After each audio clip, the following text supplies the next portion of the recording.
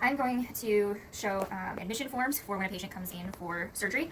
So anytime a patient comes in for surgery, we print out a check-in report or their admission form. For the sake of client privacy, I have blacked out their personal information, but you can see our patient information.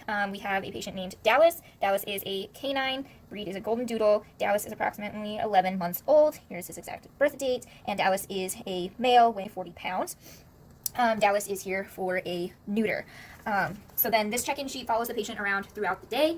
We write pertinent notes on there, including their information about pre-anesthetic blood work, any services that are done, medications that are used for anesthesia, any post-op medications or instructions. And along with the check-in sheet, we have a physical file that also follows the patient around throughout the day. This physical file includes any previous medical history, including previous visits, their vaccines. We also have previous records from breeders, and in this particular file we have a report from an emergency care visit. So this is important because we can see if the patient has any previous or existing medical conditions that may make or cause complications during surgery. We know what vaccines the patient has had, any medications that they may be taking, and also what doctors have previously seen this patient. Next, we have our surgical consent form. Again, I blacked out owner information, but this consent form is for Dallas. We also have today's date. So we start by recommending pre-surgical blood work. Dallas is considered a pet of 0 to 7 years of age. With that age range, we highly recommend blood work that includes a PCV, as well as ALT, blood urea, nitrogen, glucose, and TP. If Dallas were a patient that is 7 years or older, we would recommend a more comprehensive blood work panel that includes a complete blood cell count as well as a complete chemistry. So doing pre-anesthetic blood work gives us an idea of how internal organs are functioning, hydration status, and it gives an indication if the patient has any underlying issues that may make surgery more complicated or may lead us to believe that surgery is unsafe at this time. Our next section, we would go over with the client that today Dallas is having a neuter done. So if there are any other services that the client would like to have done, we would mark that on this section. So if by chance we want a nail trim or a microchip, we would highlight what services are being done, and it also includes the pricing for the client to see. We'd also ask if you'd like your the patient to receive a tattoo as a universal indicator that they have been spayed or neutered. If that's the procedure being done, client will mark yes or no. We do have a disclaimer here that if internal or external parasites are found, the appropriate treatment will be given at the client's expense. So if we see fleas, we will treat that patient immediately. Or if we see visible parasites in a stool sample, again, we would treat immediately. We also would ask if our patient has any specific dietary restrictions. So after surgery, we need to feed them.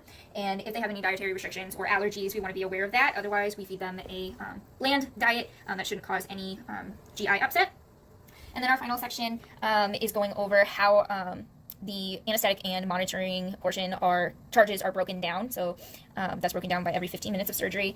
We also indicate that by signing below, the client is giving us permission to go ahead with the procedure and also prescribe medications. And then we ask for your preferred method of payment. And then, of course, the best contact phone number. Should a complication arise, we need the best phone number to contact you, as well as to contact you as soon as surgery is over and the patient is in recovery, and as well as schedule a pickup time. And then we ask whether it's best to call or text, and then we have the client sign at the bottom. In addition to the consent form, we also provide an estimate of the procedure. So this estimate includes blood work, and pre-anesthetic and surgical medications, the procedure itself, any medications going home, the cost of suture, a buster collar, and potentially a microchip should the client ask for that to be done. So we have a low end and a high end estimate for the client, and we would have them sign this as well so they are aware of charges prior to the procedure beginning. So next we have our cage cards. Our cage card includes the animal's name, which is Dallas, species and breed. Dallas is a canine, he's a golden doodle, and he is red. We also include if they are male or female. Dallas is a male. We have the client's name, the initials of the doctor in charge of this patient, the date that the patient has been brought in, the date that they will be leaving, and then the reason for their visit. So Dallas is here for a neuter. So this cage card will go on the kennel, cage, or run that the patient will be placed in, so that we can ensure proper identification of the animal in the cage or run. Our cages are also numbered, so this is number 2. We'll place our physical file with all patient's information into the appropriate bin. So this is going to go in bin number 2. So again, that way all the patient's information is properly identified with the cage that the patient is in. If the patient should be moved, then this file would be moved to the appropriate bin. The cage card would also be moved to the appropriate cage that the patient has been placed in. So these are some examples of laboratory forms. So this is an example of a result of a chemistry profile that we did for a 13-year-old domestic short hair. We can see here that SDMA and creatinine are increased with that information indicating potential kidney disease. This patient, we may want to postpone whatever surgical procedure may have been scheduled for that day. So this is a good reason why we do pre-anesthetic blood work, so we can see how those internal organs are functioning, because if we have underlying issues, then a patient's reaction to anesthesia or the surgical procedure itself may be different than if we did it in a healthy patient. Another laboratory form that we have is for a fecal test. We send our fecal tests out to an IDEX laboratory. So we have our patient's information. This form goes along with the fecal sample that we send out, so we can see if our patient has any intestinal parasites. This is our anesthesia monitoring form. So we have the date, the patient name, the procedure being done. We have several columns here: time, ISO, O2 level, capillary refill time, and color, heart rate, heart rhythm, respiratory rate, temperature, pulse ox, blood pressure, systolic and diastolic.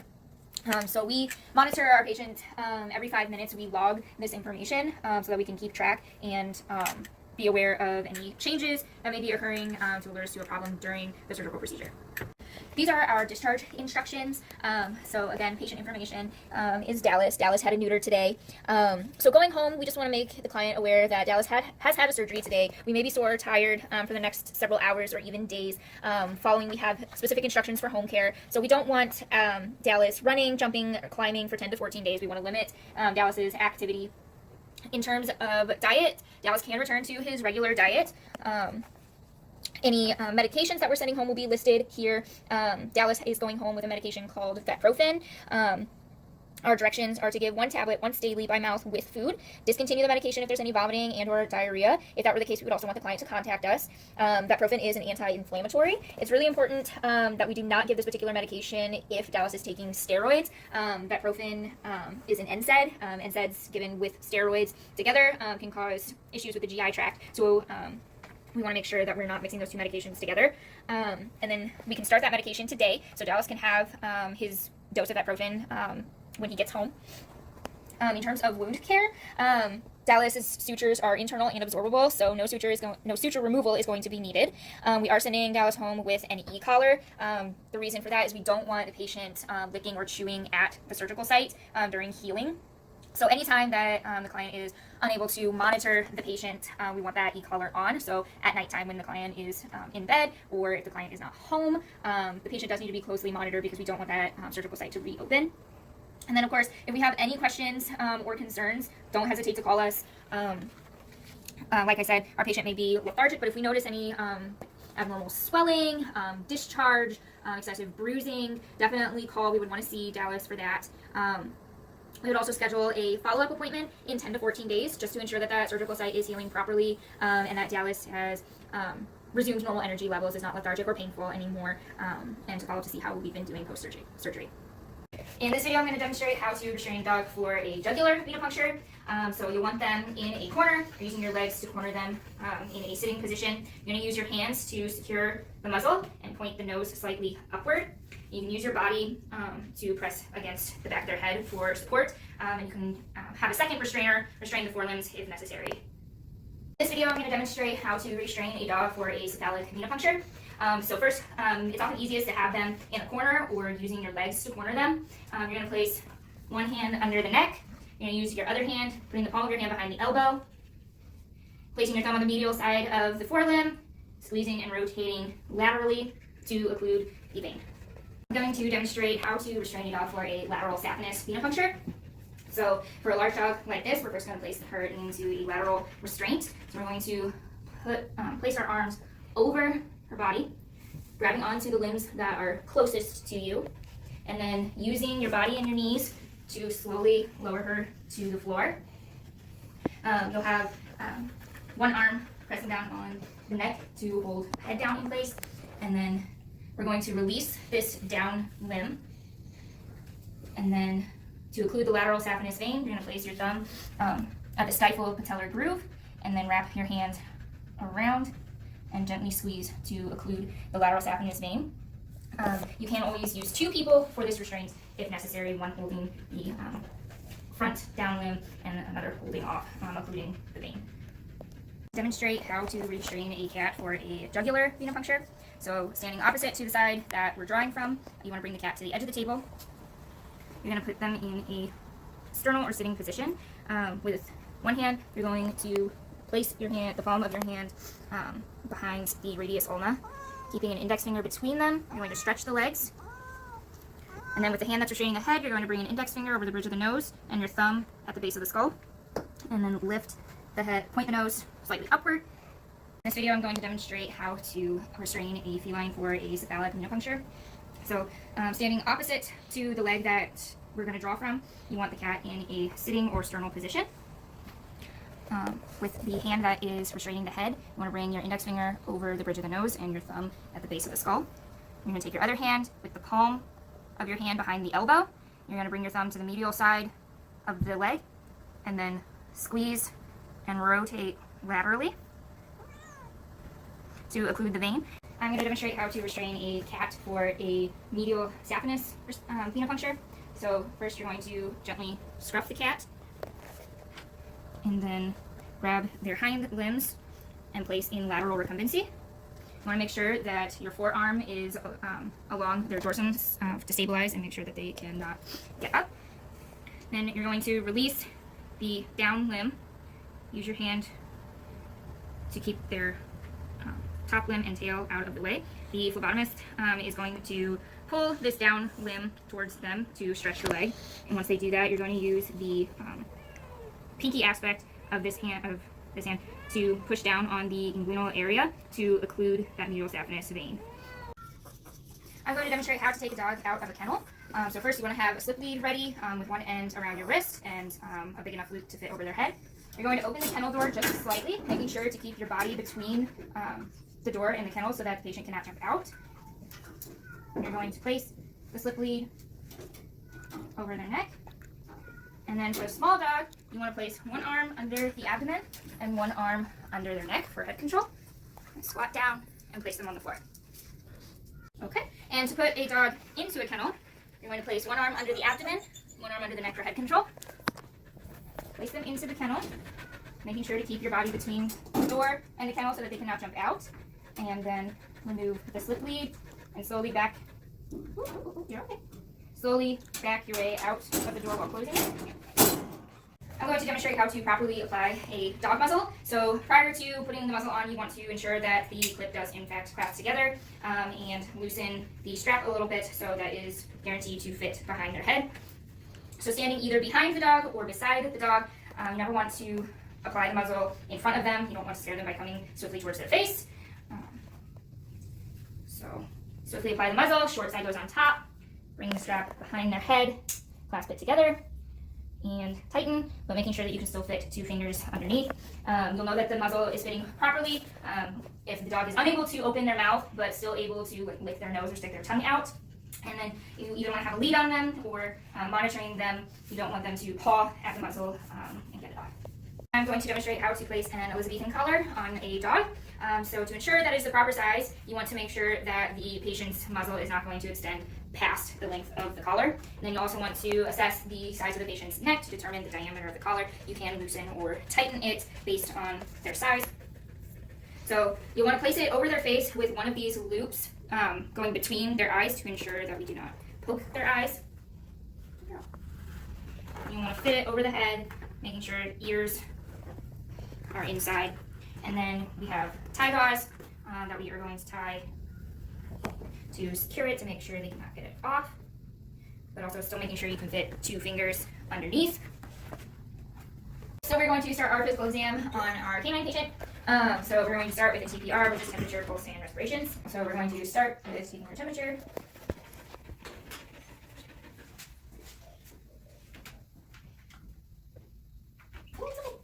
So normal temperature for a canine is between 100 and 102.5. So this patient's temperature is 102.3, which is normal. If the patient has a temperature higher than 102.5, then we would want to document that and let our DVM know. A higher temperature can be indicative of an inflammatory response to infection, so we may need to pre-treat with antibiotics or anti-inflammatories. If the temperature is lower than 100, then that can be indicative of a number of systemic issues. Again, we would want to make our DVM aware of that. Next, we're going to get our pulse and also take heart. So to get our heart rate, we're going to listen and count how many beats we hear in 15 seconds and then multiply that number by 4. 1 beat is lub-dub. If the patient is panting, like this one, you can hold their muzzle closed or just gently lift their head upwards so that you can hear heart sounds. And we're going to listen on the left side. Hey, you're fine. I'm going to watch a clock on the wall.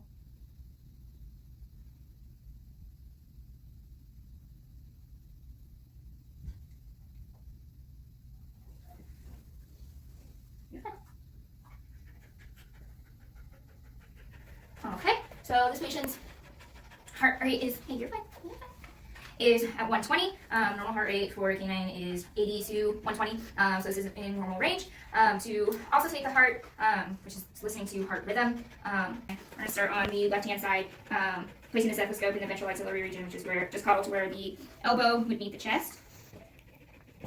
So you want to listen for 1 minute, assessing, it's okay. Assessing pulmonary, aortic, and mitral valves.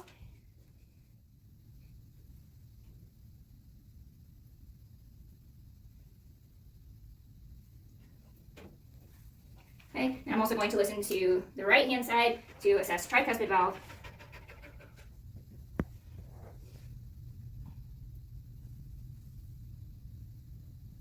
Okay, so normal heart rhythm for a canine would be normal sinus rhythm, which is lub-dub, lub-dub, lub-dub, or sinus arrhythmia, which, again, it's a lub-dub, but heart rate increases as the patient inhales and decreases as the patient exhales. If you hear any abnormal heart sounds, such as a murmur, which would be a whooshing sound in between the lub-dubs, you want to make the DVM aware of that. If you hear dysrhythmia, which is erratic rhythm, that would also be something that we need to make our DVM aware of. Next, we're going to also take the lungs. So to get our respiration rate, again, just like heart rate, we're going to listen for 15 seconds. 1 inhalation, 1 exhalation is 1 breath. So we're going to listen for how many breaths we hear in 15 seconds and multiply that number by 4. For this particular patient, she is panting. So I'm going to count her respiration rate as panting. And then to also take the lungs, I'm going to go in a 9-point pattern so we can listen to all lobes of the lungs on both sides. Breaths should sound clear and effortless bilaterally.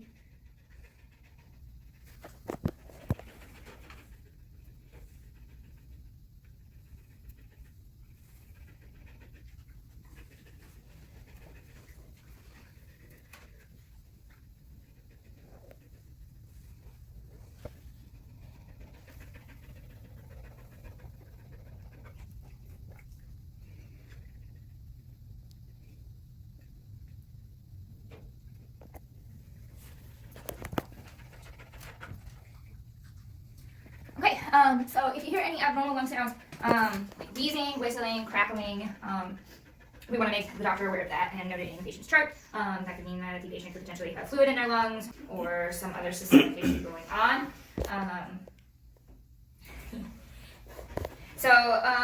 I would give this patient an ASA grade of PS1. Based on our physical exam findings, she seems to be normal, healthy, and at minimal risk for anesthesia. Okay, so we're going to start our physical exam on our patient by doing a TPR, which stands for temperature, pulse, and respirations. So we're going to start by taking our patient's temperature. You always want to put lubricant on the tip of the thermometer. So normal temperature for a cat is between 100 to 102.5 degrees Fahrenheit. Oh, it's okay, it's okay. Okay, so this patient's temperature is 97.7, which is a little bit low. So we want to mark that on his chart.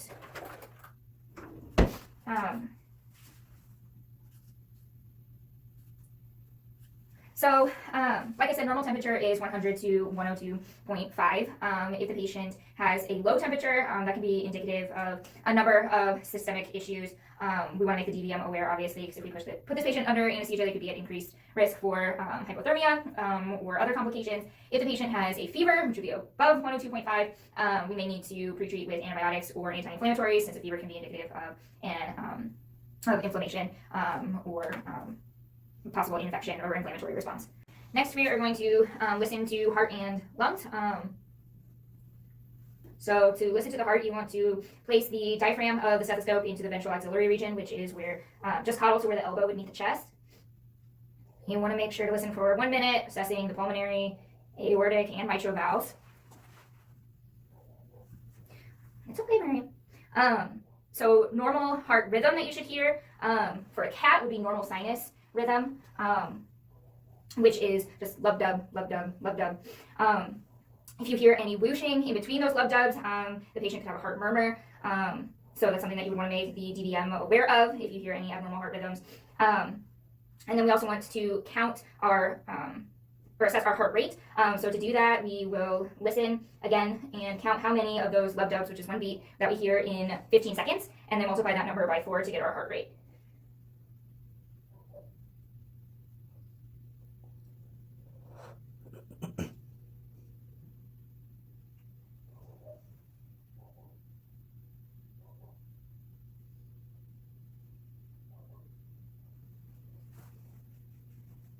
Okay, and then I'm also going to listen to the right side of the heart just to assess the tricuspid valve.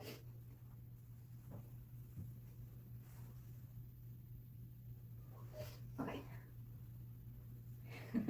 So this patient's heart rate is 140. Normal heart rate for a cat is between 120 to 240. So this cat does have normal heart rate.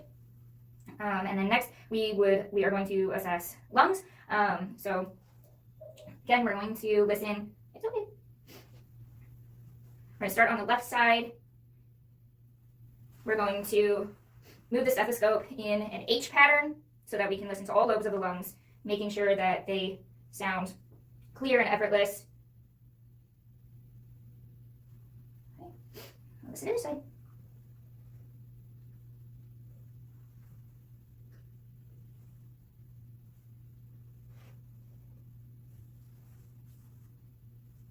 Okay.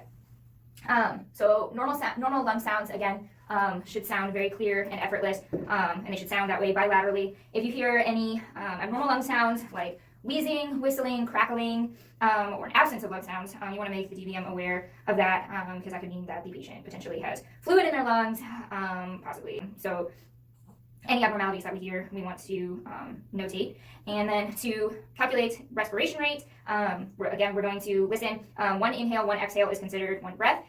So just like with heart rate, we're going to listen for 15 seconds, count how many respirations we hear, and then multiply that number by 4.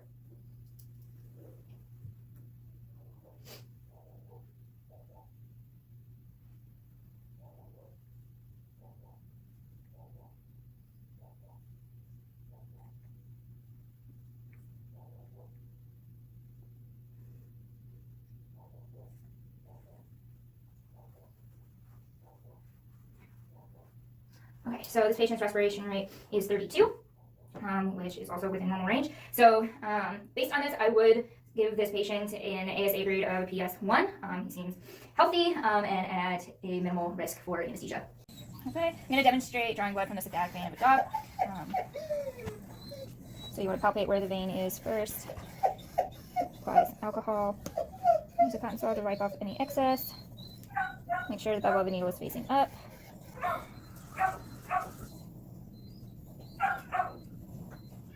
First, you don't get any blood flow. You want to palpate where the vein is before redirecting the needle.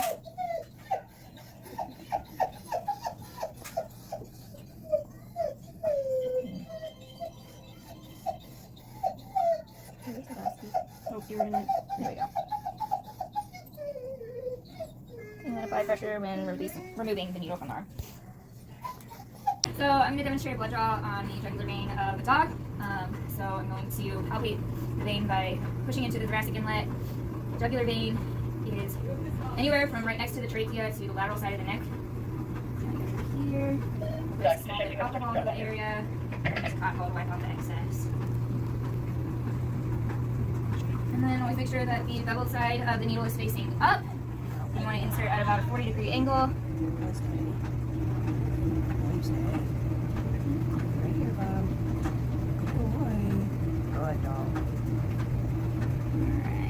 And then you want to apply pressure as you pull the needle out. And your assistant can take over applying that pressure. I'm going to demonstrate a blood draw from the lateral saphenous vein of a dog. So you want to palpate where the vein is. You can place some alcohol to help you visualize. Okay, Oski. Okay. And then make sure the bevel side of the needle is facing up. And, whoop, there we go. And apply pressure when withdrawing the needle. Okay, I'm going to draw blood from the cephalic vein of the cat. So I'm going to apply alcohol, see the vein.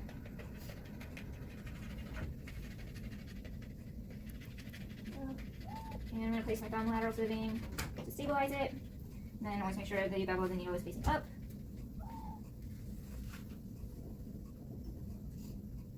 Can you see blood in this range? Okay. And then apply pressure when removing. So I'm going to draw blood from the jugular vein of a cat.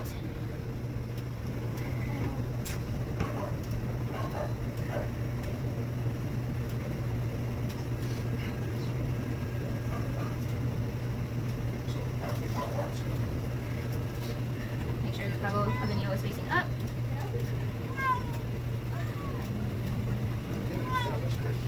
And if you don't immediately get blood flow, always palpate where the vein is before redirecting the needle.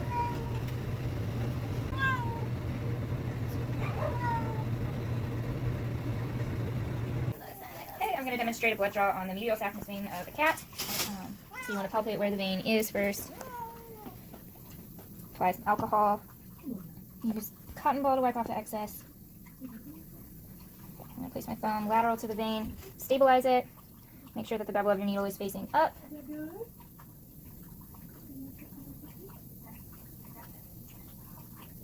Okay, and if you don't get any blood flow, you can palpate where the vein is before redirecting the needle. You never want to redirect the needle without palpating first. We do have some blood flow, it's just very slow. There we go. Okay, and then apply pressure when withdrawing the needle. So the minimum databases that would be required for a patient prior to any anesthetic procedure include a PCV, or packed cell volume, which measures the whole blood that is made up of red blood cells. So the PCV can help us determine if the patient is dehydrated or maybe anemic. The next minimum database would be total solids or proteins, which measures the patient's plasma protein levels. So this can help us also determine if the patient is dehydrated, potentially has an infection or certain malignancies. We also want to test blood glucose, which indicates carbohydrate metabolism and measures the endocrine function of the pancreas. And we also want to measure blood urea nitrogen, which is used to evaluate the kidney's ability to remove nitrogenous wastes from the blood. Some anesthetics are primarily metabolized by the kidneys, so it's really important to know the patient's renal function prior to anesthesia. And then we also want to check ALT, which is alanine aminotransferase, which is an enzyme found in high concentrations in liver cells. And damage to liver cells, as well as certain medications, can raise blood ALT levels. So in our hospital, we require all of these minimum databases, as well as a few others. So for any patient that is under the age of 7 and considered to be healthy, we would run a PCV, as well as a IDEX Chem 10 clip. The Chem 10 is a blood chemistry panel that runs total proteins, blood glucose, blood urea nitrogen, ALT, as well as albumin, globulin ratio, globulins, alk-phos, creatinine, and then blood urea nitrogen creatinine ratio. So this chemistry panel just gives us a better idea of how the kidneys and liver are functioning. So based on those minimum databases, the results of those, as well as physical exam, additional databases may be required if the patient is determined to be geriatric, sick, or maybe even injured. So we may do a more comprehensive blood work panel that includes a CBC or electrolytes. So a CBC can help us determine maybe if the patient is anemic based on red blood cell count, potentially has an infection based on white blood cell count, or maybe even has a blood clotting disorder based on platelet numbers, which are all things that we would want to know prior to anesthesia. And then electrolyte levels can help us determine what type of intravenous fluids that the patient should receive. We may also want to run an ECG for a patient that's known or suspected to have any heart abnormalities, such as a murmur. This can help determine if anesthesia is a safe option for that patient. We may do radiographs if the patient is determined to have an injury, or maybe if on physical exam we hear abnormal lung sounds, we may want to verify that the lungs are not filled with any fluid, or maybe if there's a suspected mass or a foreign body, radiographs can help us better determine where that's located. We can also do an ultrasound to better evaluate internal organs, and we may also run intestinal parasite tests or urinalysis. So our patient today is a 1-year-old healthy male canine. He weighs 46.2 pounds, and he will be undergoing a neuter. So we're going to use the following anesthetic and perianesthetic protocol. So first, for our pre-anesthetic protocol, we're going to be administering a combination of dextromethorphan or dexmedetomidine and butorphanol. So the dexmedetomidine is going to provide sedation, analgesia, and muscle relaxation. So for a dog his size, he is 21 kilograms, so he will be getting 0.16 mils. And then for the butorphanol, that is going to also provide sedation and analgesia, and it is effective for mild to moderate visceral pain, and he is going to be receiving 0.42 mils. So we'll draw up these doses and then combine them into the same syringe and administer them intramuscularly. And afterwards, our patient should display signs of sedation within about 10 minutes, and the effect should last up to about 1 hour after administration. And then after our patient is sedated, we will place an IV catheter and then administer buprenorphine. You can see that. No? So buprenorphine will start to take effect within about 15 minutes after administration. It's going to provide a longer term or longer duration of analgesia than the dexmedetomidine and butorphanol. So he'll be receiving 1.4 mils, and this is going to last anywhere between 6 to 12 hours after it's been administered intravenously. And this is effective for visceral and somatic pain. So this is really important for our patient for providing pain management after waking up from surgery and during the recovery process. And then to induce anesthesia, we are going to administer alfaxolone. So he'll be receiving 1.05 mils intravenously. It's really important to administer this dose slowly. So we'll administer about a quarter of the dose every 15 seconds. That's due to the risk of respiratory depression. And because alfaxolone is short-acting, it lasts about 5 to 10 minutes. Then afterwards, we'll administer an inhalant anesthetic, which we'll be using isoflurane. And we'll continue to monitor vitals, making sure that our patient is staying within the surgical plane of anesthesia. Hopefully, we'll have the vaporizer set somewhere between 1.5 to 2.5%. But like I said, we'll monitor vitals and adjust as necessary.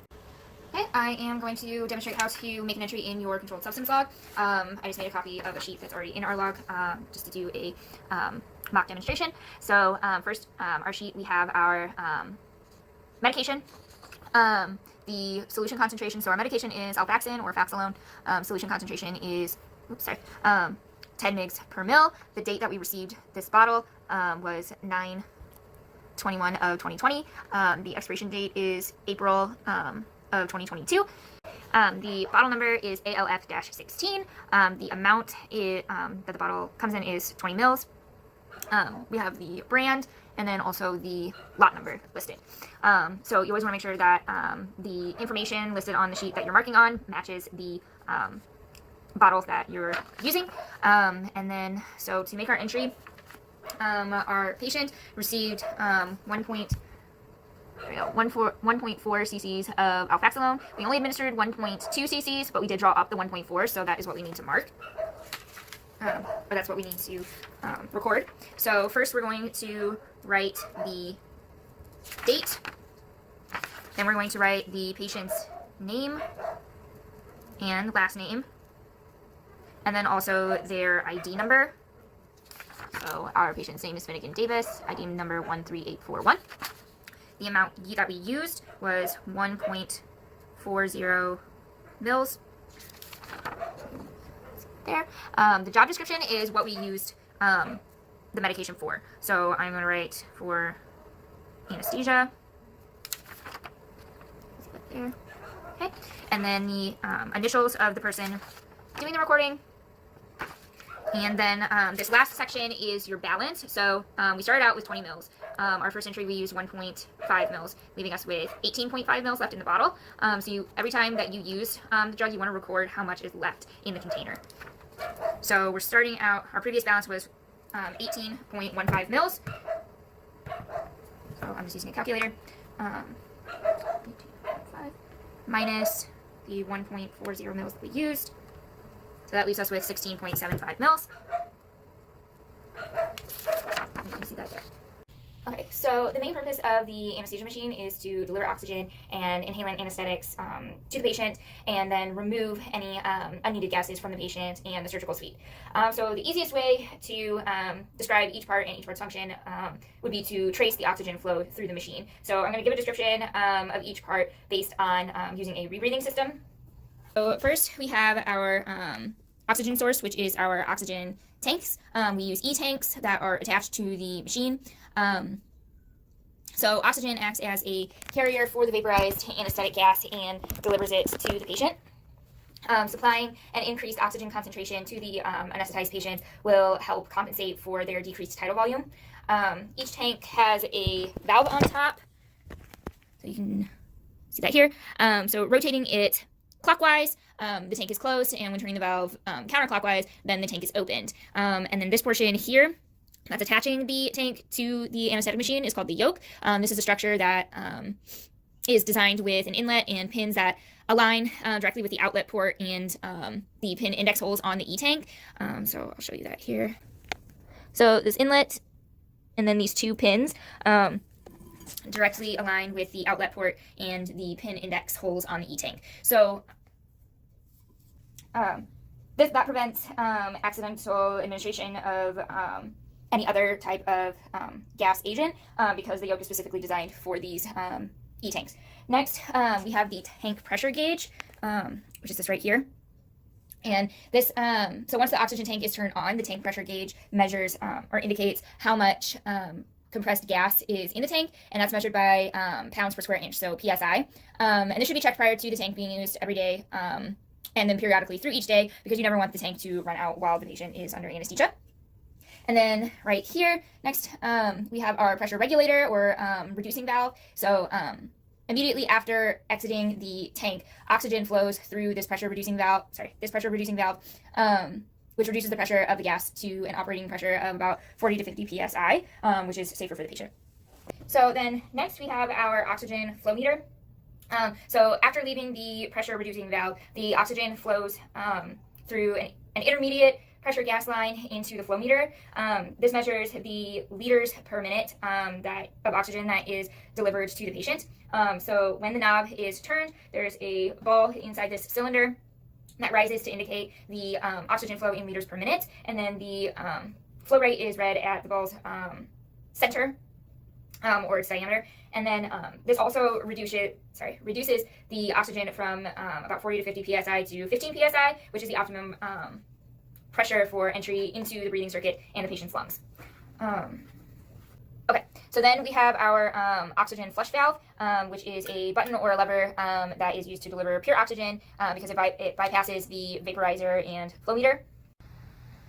Okay, and then the oxygen flush valve can also be used to rapidly fill a depleted reservoir bag. Next we have the vaporizer, which holds the liquid anesthetic and delivers the evaporated form of that gas at a precise amount in percentage. So the dial is graduated in percentage concentrations. So we have off, 0, and then 0 through 5, and then there's half marks in between those. So when using the anesthetic machine for a procedure, the dial should be adjusted based on the patient's response. So induction, usually it's set at between 3 and 5%, and then maintenance hopefully is between 1.5 to 2.5%. Next, we have the vaporizer inlet port. This is the point where the oxygen enters the vaporizer from the flow meter. And then we have our vaporizer outlet port, where the oxygen and the inhalant anesthetic exit the vaporizer and flow into the breathing circuit. And this particular vaporizer uses isoflurane. So next we have our unidirectional valves. So these control the direction of gas flow through the rebreathing system, through the rebreathing circuit as the patient breathes. So we have an inhalation unidirectional valve, which is the attachment point for the inspiratory breathing tube. When the patient inhales, the valve opens, and which allows oxygen and anesthetic gas to enter the inspiration breathing tube, and then travel to the patient through the Y piece, and then into the ET tube or the mask. And then we have our down here we have our exhalation unidirectional valve, which is the attachment point for the expiratory breathing tube. And exhaled gases travel through the ET tube or the mask, through the Y piece, and enter the expiratory breathing tube. They pass through the expiratory valve and then straight into the carbon dioxide absorber canister. So then our breathing tubes, they are corrugated tubes that complete the rebreathing circuit. They carry anesthetic gases to and from the patient. Each tube is connected on one end to one of the unidirectional valves, and then on the other end to a Y piece. Okay. Then next we have our pop-off valve, which is the point of exit for anesthetic gases from the breathing circuit. The main function of the pop-off valve is to allow excess carrier gases and anesthetic gases to exit the breathing circuit and enter the scavenging system. The pop-off valve also prevents excess buildup of excessive pressure within the circuit. It should remain fully open while you have a patient for any anesthetic procedures, while you have a patient under anesthesia, and you should only close it to do a leak test to bag the patient. Okay. And then we have our reservoir bag. So this is a rubber bag that provides space that's necessary to accept expired air and provide air that's needed to fill the lungs during inspiration. It also allows you to monitor respirations because the bag expands as the patient exhales and then contracts as the patient inhales. And then it also allows for manual ventilation of the patient. Here we have our soda lime canister or CO2 absorber canister. These are soda lime granules. As they absorb carbon dioxide, they may become brittle and change color from white to purple. And the granules should be changed either 6 to 8 hours after 6 to 8 hours of use, or every 30 days, whichever comes first. And then we have our pressure manometer. This indicates the pressure of the gases within the breathing system, or within the breathing circuit, and by extension, the pressure of the gases within the patient's lungs. So the pressure is expressed in centimeters of water. So it should read between 0 to 2 centimeters of water when the patient is breathing spontaneously. It shouldn't go over 20 centimeters of water for small patients, or over 40 centimeters of water for large patients when providing manual ventilation. Okay, so then next we have our scavenger system. So the function of the scavenger system is to collect waste gas from the machine and conduct it to a disposal point. So the type of scavenger system that we have is an activated charcoal canister there. So the activated charcoal in these canisters are act as an absorbent that binds halogenated gas anesthetics to the surface of the charcoal. So these canisters should be replaced after 12 hours of use or after a weight gain of 50 grams. So the canisters, when they have new charcoal, weigh about 250 grams, so they should be replaced after they weigh about 300 grams.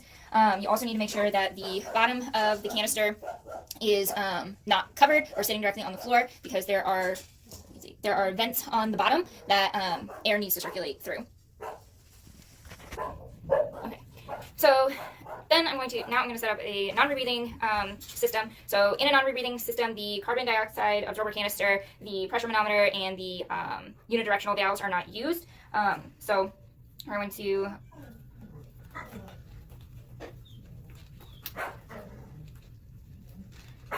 place one end directly into our scavenger system, and then the other end is going to attach directly into the vaporizer outlet port.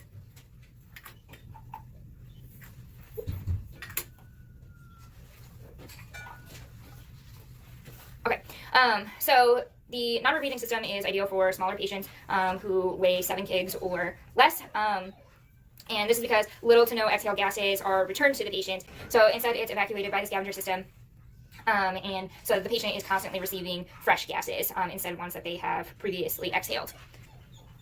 And then this end attaches to the patient's endotracheal tube. Okay, and then this is an induction chamber. So this should really only be used for small patients that are fractious or unhandleable. So we take the the breathing tubes, disconnect the Y piece, and then the inspiratory tube connects to one port, and the exhalation tube to the other. So an induction chamber is not really ideal, just because it's impossible to monitor most vitals accurately, also because of the high risk of exposure to waste anesthetic gases, especially when removing the patient from the box or from the chamber. So to reduce your risk of being exposed to the waste anesthetic gases, you just want to be sure to make that the box is properly sealed all the way around, and that there are no leaks, especially within the tubes or your anesthetic machine. Okay. And then we also have masks that we can use to induce anesthesia. These are used for patients that cannot be intubated. So they have a rubber gasket on one end that is meant to create a seal around the patient's muzzle. So these can be used to maintain anesthesia, induce anesthesia, or also just deliver pure oxygen to the patient. So the Y piece just connects to one end. Okay, I'm going to perform a leak test on our anesthetic machine. So you should do a leak test prior to using your machine for any anesthetic procedure, just to make sure that it is working properly and that your scavenger system is also working properly. So to do our test, I'm going to open one of our oxygen tanks. And I'm going to place my thumb over the patient end of the breathing tube, and I'm going to close the pop-off valve.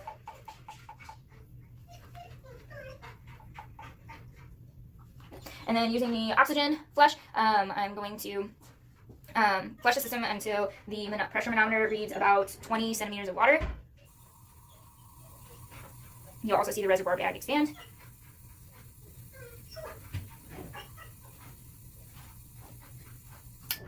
Okay, and then once your manometer reads about 20 centimeters of water, you want to watch it and make sure that the needle holds steady. You should not, the needle should not move more than 1 centimeter per second. If it does start to decline, then you have a leak somewhere in your system. So common places to check for a leak would be your breathing tubes, the reservoir bag, or your CO2 absorber canister. So since there is not a leak, our needle is holding steady, I'm going to go ahead and open the pop-off valve, and we'll see the reservoir bag deflate. And I'll take my hand off the breathing tube and close the oxygen tank. This is Dr. Christine Davis, one of my preceptors, and I'm going to demonstrate how to place a catheter into the cephalic vein of a dog. Okay. So to start, you want to use clippers with a 40 blade and clip the hair at the proposed site that the catheter will be placed. When in doubt, always clip more hair than what seems necessary.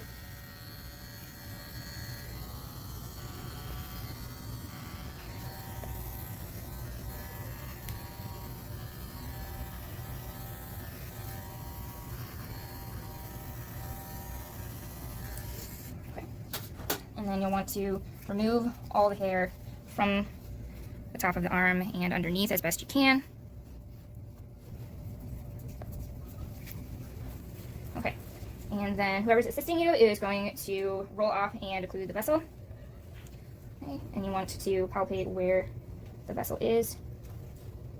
Okay. I'm ready.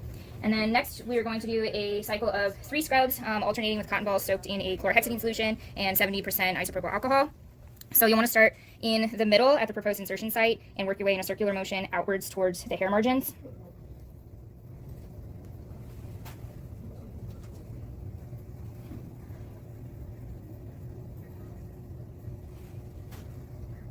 I'm going to do that 3 times.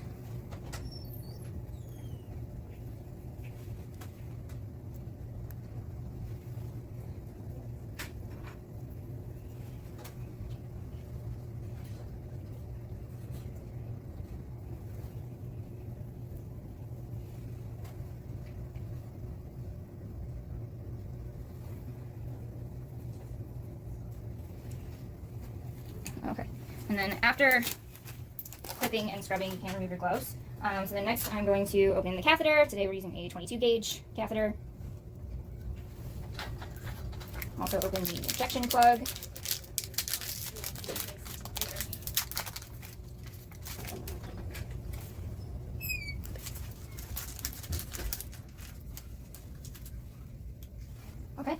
then I'm going to flush the catheter, just using a syringe of peppermint saline. Okay. You want to be sure not to touch the exposed catheter, but you want to hold it at the juncture where the hub of the catheter meets the stylet. And then to place the catheter, I'm going to hold my thumb lateral to where the vessel is to stabilize it. And you want to insert the catheter at about a 10 to 20 degree angle. And then once you're in the vessel, you'll get a flash in the stylet. And you want to insert just about 1 to 2 millimeters more to make sure you have good blood flow. And then you'll advance just the catheter alone. And it should advance smoothly. Place the injection cap. Okay. And if there's any blood on the arm or leftover alcohol or chlorhexidine, you can use gauze square to wipe it off to make sure that the area is dry for your next step. Okay.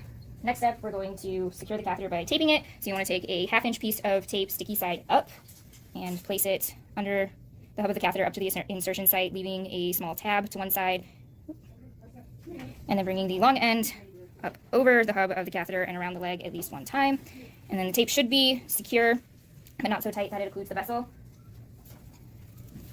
And then you'll take a 1 inch piece of tape and place it under the catheter, sticky side down, and you'll want it all the way up, again, under the hub of the catheter to the insertion site, and wrap around the top. And then you want to make sure that your catheter is patent, so the way that you do that is taking some heparinized saline to flush it. And you'll know that the catheter is patent if it flushes smoothly. And if it does not flush smoothly, then that means that the catheter is outside of the vein. And if it's outside of the vein, you'll see fluid accumulation and swelling proximal to the insertion site. Okay, and then finally, we'll place a piece of vet wrap over the top. You want to make sure that it's not too tight. If it is too tight, you'll see swelling distal to the insertion site. You can avoid that by placing a finger underneath while you wrap it, and then removing it. And then just always make sure that your tape and vet wrap are not covering where the hub of the catheter meets the injection cap. This is Dr. Christine Davis, one of my preceptors. She's going to be present as I place a catheter and induce anesthesia. So first, to place our catheter, we're doing this in the saphenous vein. To clip our site, we have clippers with a 40 blade.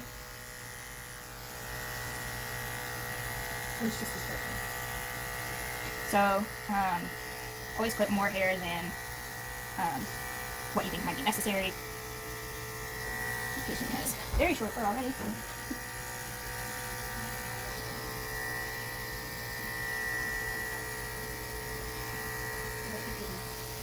that's the best we're going to get. Okay, so then you want to remove all the loose hair from your site as well as the table. Okay, and then I'll have you hold off. So then next I'm going to swab the site with using a 3-cycle scrub, alternating between chlorhexidine and alcohol. So you want to start in the middle and work your way out towards the hair margins.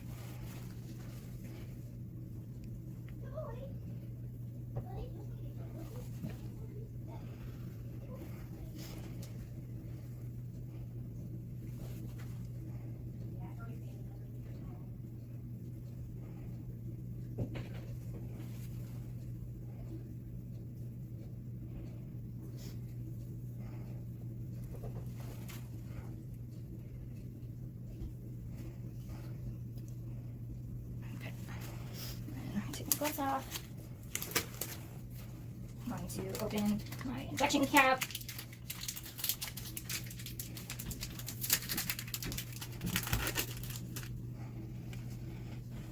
And also open a catheter. Not removing the tape. Okay, and then I'm going to flush the catheter with hep saline, just so there's no air.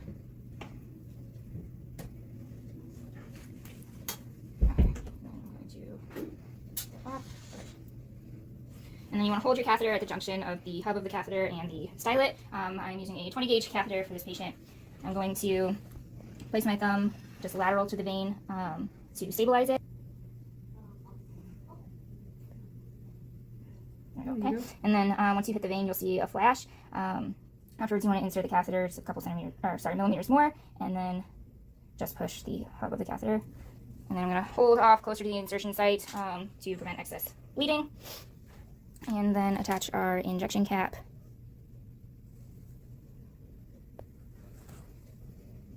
Okay, and then if there is blood or excess alcohol or chlorhexidine, you can use a gauze square to wipe that away. Okay, and then we're going to secure our catheter with tape. So I have a 1/2 inch piece of tape that I'm going to place sticky side up, all the way up to the hub of catheter, and then bringing the long side over the hub of the catheter, over the hub of the catheter and around the leg. Okay, and it should go around the leg at least one time. You want your tape to be snug, but not so tight that it occludes the vessel. Okay, and then I'll use a 1 inch piece of tape, sticky side down. Again, wrapping around the leg and over the hub of the catheter. Okay, and then to make sure that our catheter is patent, we're going to flush with heparinized saline. So when flushing, it should flush smoothly without any resistance. So it's flushing very nicely. If the catheter is outside the vein, then you'll feel resistance and there will be fluid accumulation and swelling proximal to the insertion site. And then I'm going to place some vet wrap on the leg. You also want to make sure this isn't too tight, so you can place your finger under the wrap as you're wrapping it around and then remove it. And then you just want to make sure that your vet wrap and your tape are not covering the junction where the injection cap and the hub of the catheter meet. I'm going to demonstrate how to do a subcutaneous injection. So you want to do what's called tenting the skin, so pull up loose skin, and you're going to inject right here in this divot. I'm going to swab that site with alcohol. Okay. And then I'm going to push the needle in, bevel up. I'm going to withdraw the plunger, make sure I don't have any blood in the syringe. That way I know I didn't hit a vessel. And then go ahead and inject. How to give an injection intramuscularly. So I'm going to place the dog's stifle in my right hand, in the palm of my hand. I'm going to palpate the femur and rotate my thumb over the first muscle caudally. So this just this pushes the sciatic nerve cranially so that you don't accidentally inject into the sciatic nerve. And then my injection site is going to be just caudal to my thumb. So I'm going to swab with alcohol. And then making sure the bevel is up on my needle, I'm going to inject at about a 45-degree angle. Draw back to make sure there's no blood in the syringe and to make sure there's negative pressure, and then inject. So if there's any blood in the syringe, that means that you've hit a vessel. So you want to remove the needle and start over. To demonstrate how you would give an injection intravenously without a catheter. So you want to palpate the vein, to swab the site with alcohol, and then I'm going to place my thumb lateral to the vein to stabilize it, and then insert the needle, bevel up. Okay, and I'm going to draw back on the plunger to make sure I have negative pressure and blood in the syringe. My system is going to let up, and I will inject. And then apply pressure when removing the needle. So now we are going to induce anesthesia and intubate our patient. So equipment that we have for this, we have our alfaxalone, which is our induction agent. This is going to provide short-acting anesthesia. We have a syringe full of heparinized saline to flush the catheter before and after administering our dose of alfaxalone. We also have endotracheal tubes. We have a couple different size options available just in case our first option doesn't fit. So the endotracheal tubes are going to allow us to administer our inhalant anesthetic by bypassing the nasal passages and pharynx. It's also going to keep the airway open and reduce the risk of aspiration. And we also have our anesthetic machine, which we will connect our patient's endotracheal tube to the rebreathing circuit to administer our inhalant anesthetic, which is isoflurane, and maintain anesthesia. All right, so we're going to go ahead and induce anesthesia. I'm going to flush the catheter first to make sure that it is patent.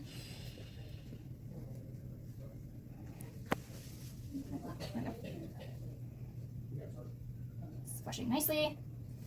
And then we will deliver our dose of alfaxalone. We're going to deliver this dose slowly. So we're going to deliver about a quarter of the total dose every 15 seconds. We do this because of the risk of respiratory depression.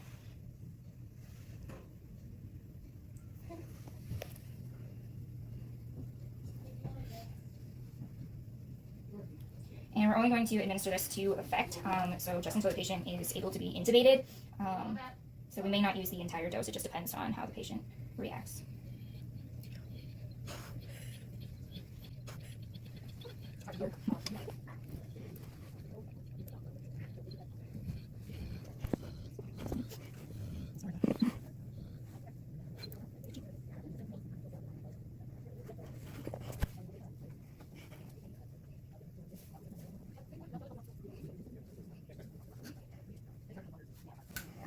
And then I'm going to flush the catheter again.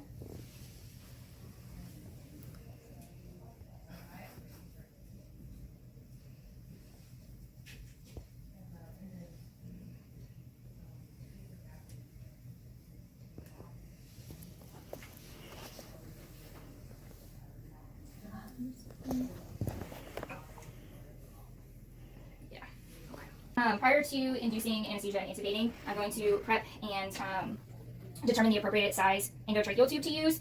So again, you always want to have a few options in case your first option doesn't fit properly. You also want to test for leaks, so you can do that by inflating the cup of the tube. You can either submerge this in water and look for any air bubbles that arise. If you see any, then that tube should not be used. You can also inflate the cup and then squeeze the cuff indicator, and when you do that, the cuff on the end should simultaneously expand, but should not deflate. So to measure your tube for the diameter, you can either estimate based on the patient's size. So a 20 kg dog usually uses a 9.5 to 10 millimeter tube. And then you would increase or decrease 1 millimeter for every 5 kgs of weight above or below that 20 kgs. Or you can compare the diameter of the tube to the patient's nasal filtrum. So I would say a 9 would be appropriate diameter for this patient, but I also have an 8.5 and a 9.5 available just in case. And then to measure the length of the tube, that's appropriate. Do you mind lifting his head up? You want to place the cuff end of the tube between the thoracic inlet and the larynx, and then the distal end of the tube should be just at the patient's incisors or up to 2 inches past the nose. Any longer than that, you'll want to remove this adapter and cut the tube to make it shorter to get rid of any dead space. And then we want to mark where the tube sits just behind the patient's upper canine, and there's a measurement on the side of the tube, so right at the 26. We're going to mark that by tying our tie gauze around that, so that way we know how far to insert the tube. Okay, and then I'm also going to apply some sterile lubricant to the end of the tube, which will help when inserting the tube not to damage any tissues in the trachea. So just applying a thin layer of lubricant to the cuff as well as the bevel, but making sure not to clog the Murphy or the open end of the tube. Okay, so we're ready to intubate. So I'm going to pull the tongue down and out. I'm going to use the tip of the tube to push down the epiglottis until I can visualize the glottis, and then push the tube past the vocal folds. And then once the patient coughs, that's generally a good indicator that the tube has been properly placed into the trachea and not the esophagus. Okay. I'm going to palpate the neck to make sure that I only feel 1 tube. If you feel 2 tubes, then it's been placed into the esophagus, and we'll want to remove it and try again. And then we have secured the endotracheal tube behind the ears. Next, I'm going to connect the patient's tube to our anesthetic machine. I'm going to turn on oxygen and our flow meter. Okay, and then I'm going to inflate the cuff using a 6cc syringe.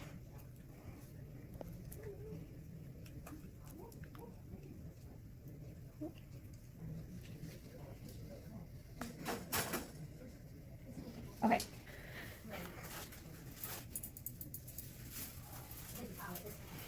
Okay, and then I went ahead and turned on our isoflurane just to maintain anesthesia. To make sure that the cuff is properly inflated, Dr. Davis is going to listen for any leaks of air around the cuff. I'm going to close the pop-off valve and squeeze the reservoir bag. No leaks. No leaks? Okay, so no leaks should be heard under 20 centimeters H2O of pressure. If you do hear a leak, then the cuff should be inflated more. If the manometer goes above 20 centimeters H2O of pressure, then we'll need to deflate the cuff a bit, because we don't want to cause damage to the trachea by having too much pressure. And then lastly, I'm going to apply eye lubricant just because during anesthesia the patient can't blink, so we don't want his eyes to dry out. I'm going to demonstrate how to prep a male dog for a neuter. So we're going to start by trying to express his bladder. Emptying the bladder is typically done prior to an abdominal surgery, just so that the bladder is small and you can visualize internal organs better. So his bladder feels very small. I'm going to apply firm, constant pressure. See if we can get anything out. You want to make sure that you do have a receptacle to collect any urine. Just so that you don't get any, you don't saturate the fur with urine or the towel that the patient may be laying on. This patient is laying on a tub with a grate over it, so if we get any urine, it'll just pour into the tub.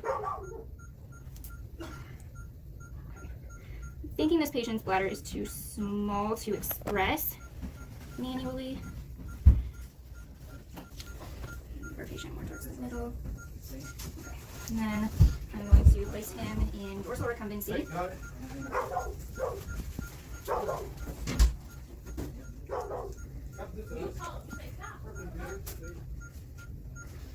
Okay, and then we are going to clip the hairs for his neuter. So you want to use a clippers with a 40 blade. For a neuter, we're going to start at the base of the scrotum and move up about 2/3 up the prepuce. And you want to move against the grain so that you get the hair as short as possible. And we're going to also shave lateral to the flank folds so that we have a nice even square.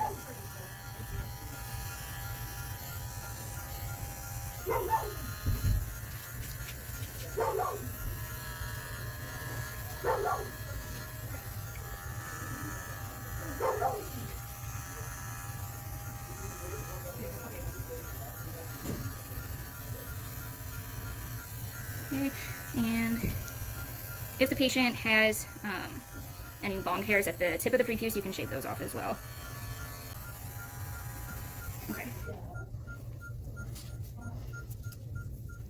I'm going to remove as much of the loose hair as you can.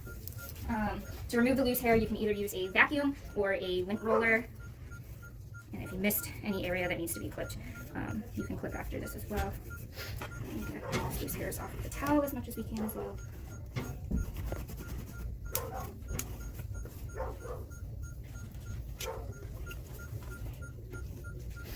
Okay. All right. And then next, I'm going to do a 3-cycle scrub of our surgical site, alternating between chlorhexidine and alcohol.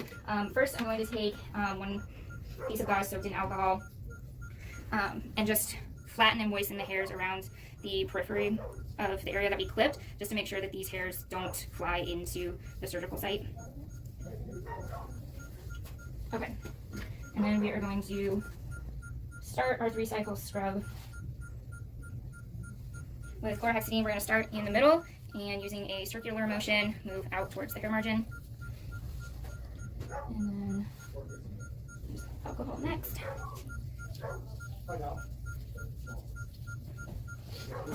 And we're going to do this process 3 times.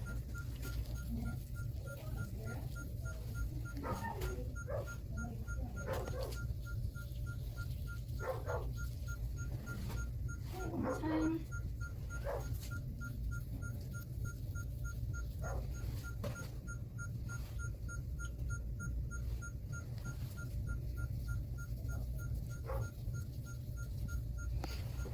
Okay, and then next we are going to move him into the surgical suite.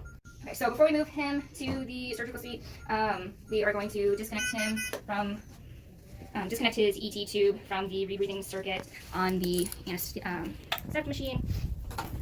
I'm going to remove my gloves and jacket. Okay, and then we're just going to use the towel that he's laying on as a sling. We want to keep him as dorsal as possible and try not to disrupt our sterile site.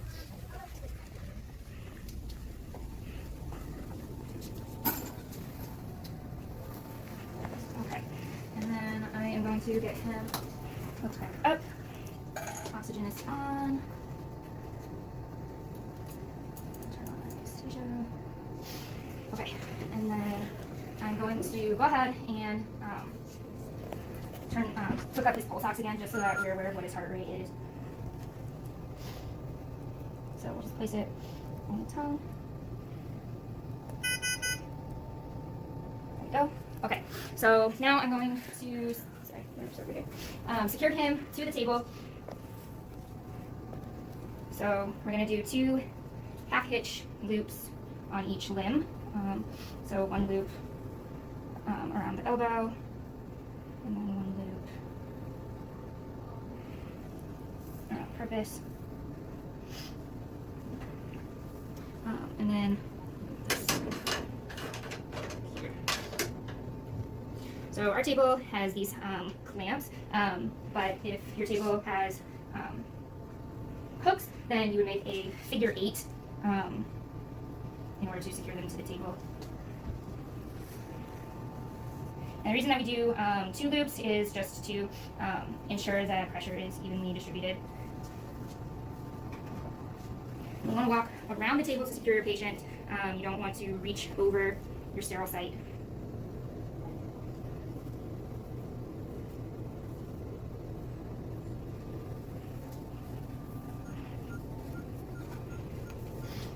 And you also never want to position your patient in a position that would be unnatural for them to go in.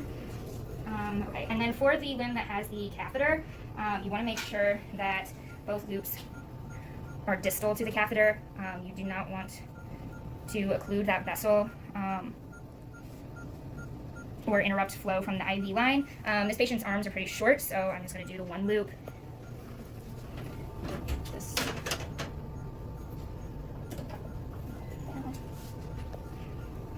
make sure that he's breathing.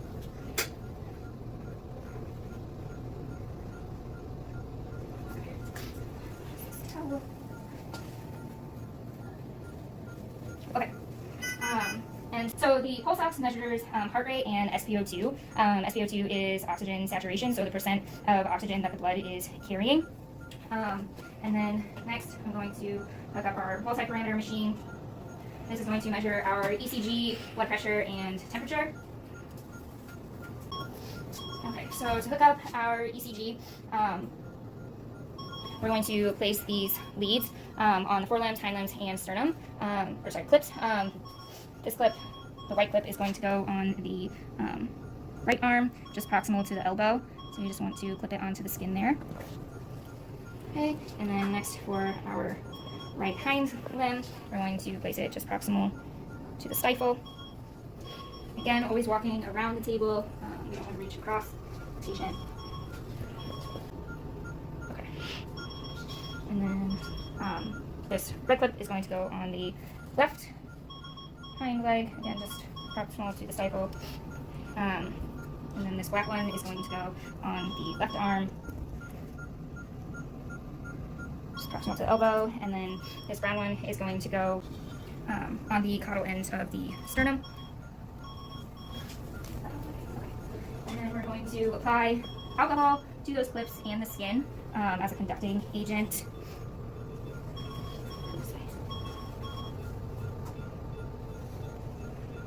Okay. And then you can see here on our machine reading our ECG reading. Okay. Next is blood pressure. So ECG monitors heart rhythm by monitoring the electrical pulses that the heart generates. So this gives us a visual if there's any abnormal heart rhythm occurring. And then blood pressure is helpful in evaluating tissue perfusion. So the blood pressure cuff, you want it to be about 40% the width should be about 40% of the diameter of the limb, and the limb should also fit within this range listed on the inside of the cuff. And we're going to place that on the limb that does not have a catheter.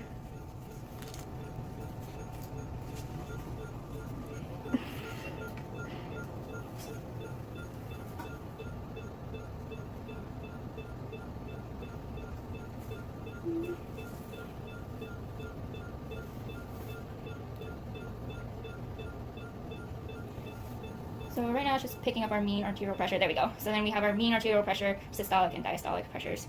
And then lastly, we have our temperature probe, which is going to monitor the patient's temperature throughout the procedure.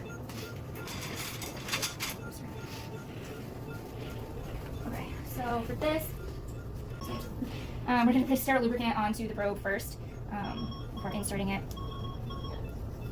And you don't want to insert it any farther than you would just a regular thermometer. And as always, be careful not to distract your sterile site. Okay, and then I'm going to use a piece of tape to secure that to the tail so that it does not fall out.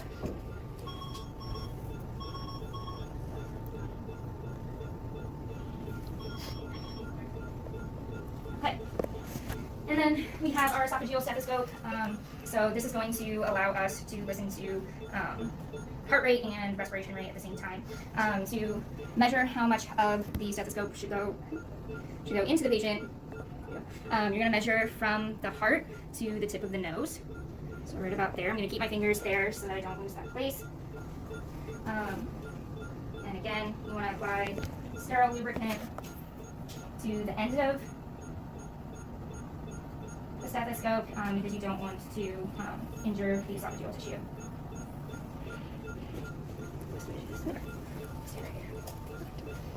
Okay, so to insert this, you're going to insert it to the left of the ET tube and down the esophagus. Like this a little bit. And the ET tube is going to make sure that you don't accidentally insert it into the trachea.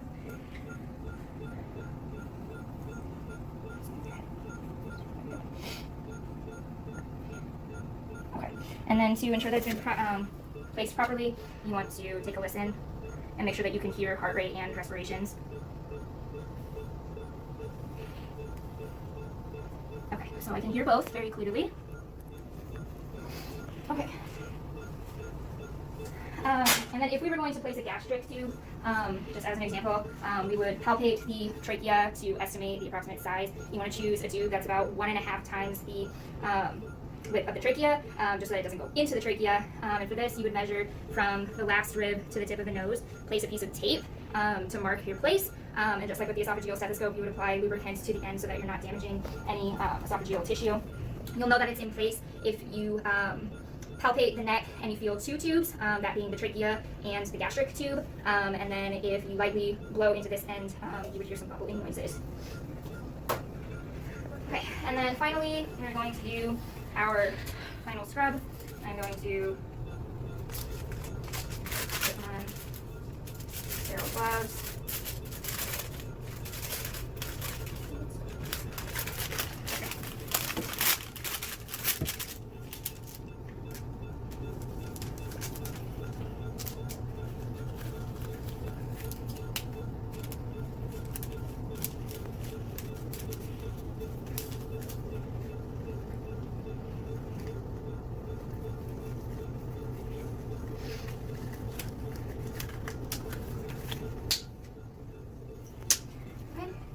Sorry, would you mind taking the top off of those? Not at all. Thank you. You're welcome. Okay, so we're going to do one last 3-cycle scrub where we have a clean hand and a dirty hand. So I'm going to grab the gauze with my clean hand, drop it into my dirty hand, and scrub the same way that we did before, going from the middle outwards towards the hair margins.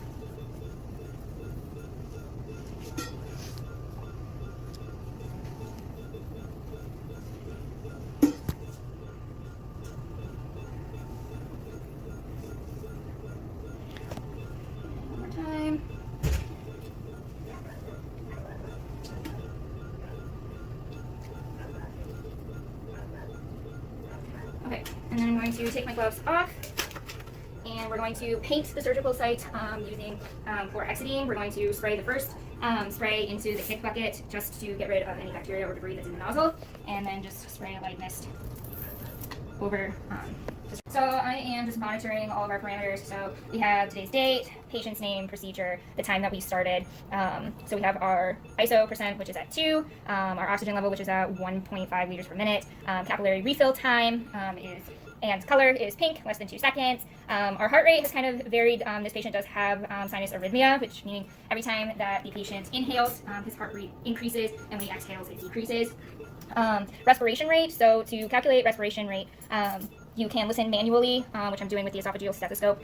You're going to watch for 15 seconds on a clock or a watch, and however many respirations you hear, which would be an inhale and an exhale, however many you hear, you'll multiply that number by 4 to get your respiration rate. So you can also watch the patient's chest rise and fall. You can also watch the reservoir bag down here inflate and deflate.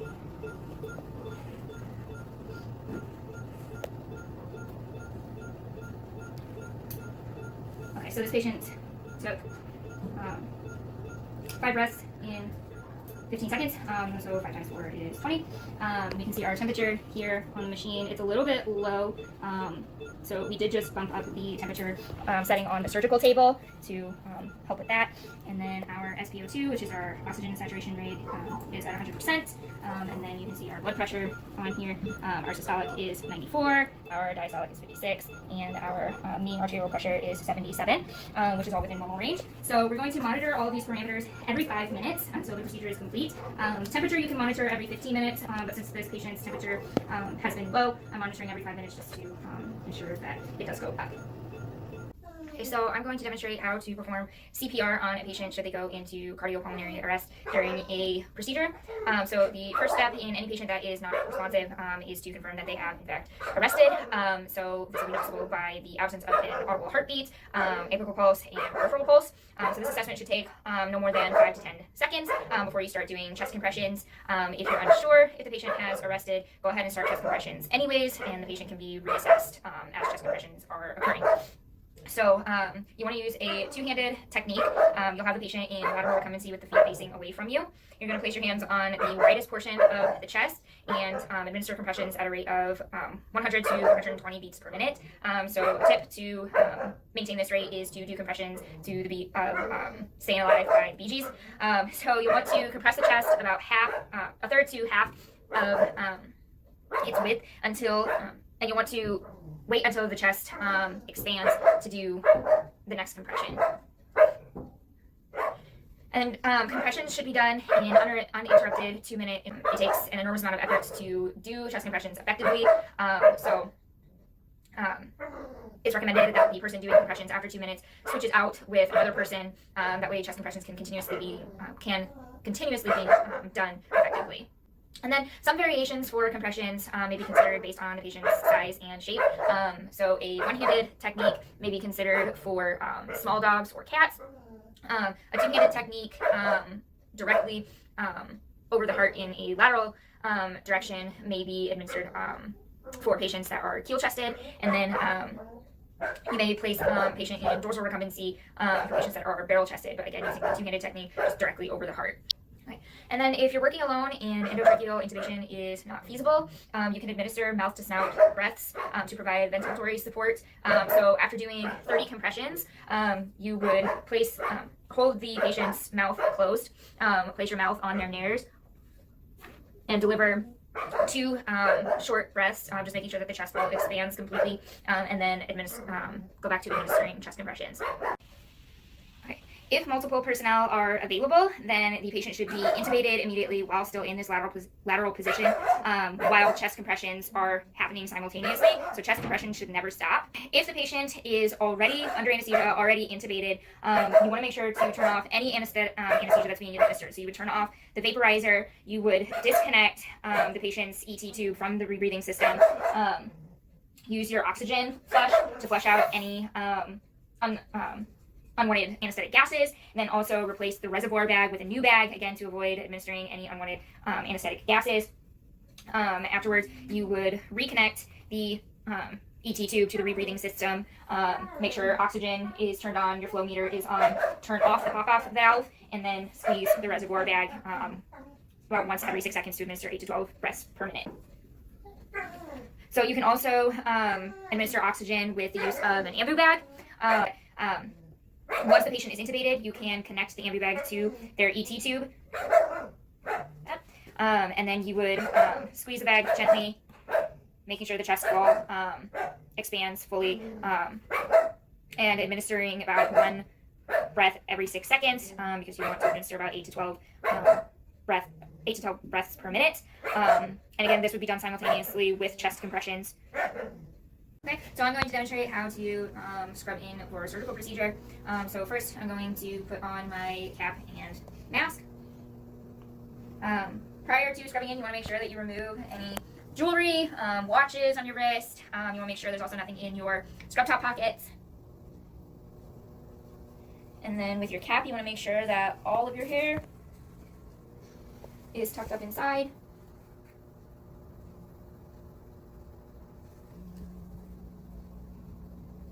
Okay, and it covers your ears as well.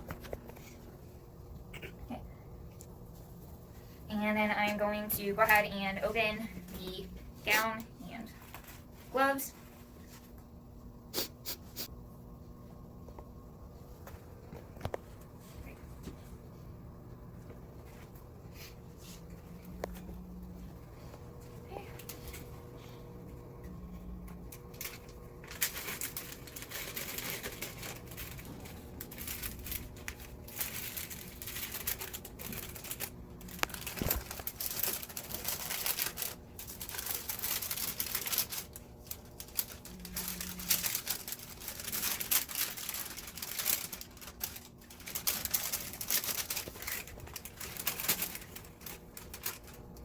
Okay, and then for my scrubbing in process, I'm going to be using a surgical rub product called AVMA.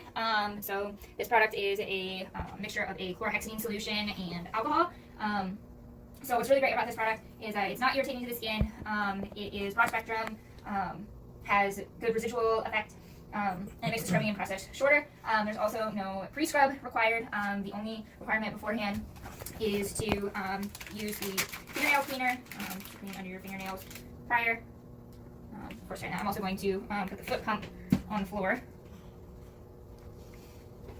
So you just want to clean under all your fingernails to get any dirt out that may be under there. And make sure I have distance between myself and my sterile fields for my gown and gloves.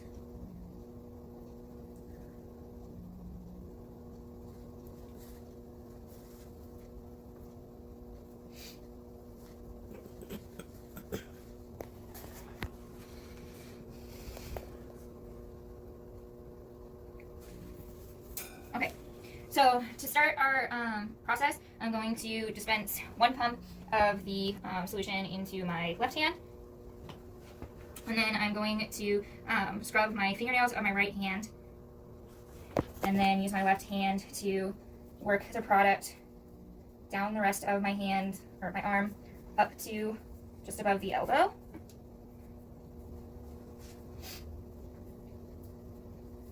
Okay, and then I'm going to dispense 1 pump into my right hand and repeat that procedure with my left hand. So working under my fingernails and then using my right hand to work the product down my arm just above the elbow. Okay, and then putting 1 pump into my left hand and working the product onto all aspects of both hands. And doing that to just above the wrists. And I'm going to allow this to dry. You don't want to use a towel, you want to let it air dry. So I'm going to wait approximately like 3 to 5 minutes to let this dry thoroughly before putting on my surgical gown. Okay, so the surgical rub product is dry. So next I'm going to put on the gown. So you want to pick up the whole gown and step away from the table so that it doesn't potentially get contaminated. You want to gently unfold the gown, but not shake it. Our sterile indicator strip fell onto the floor. I can tell that the gown is sterile because there is color change on there. So I'm holding the gown by the neck piece, and I'm going to place both arms into the gown at the same time, but not push my hands through the cuffs. Because we're going to do a closed gloving. So then next, a assistant is going to help get the gown up over my shoulders and tie it in the back.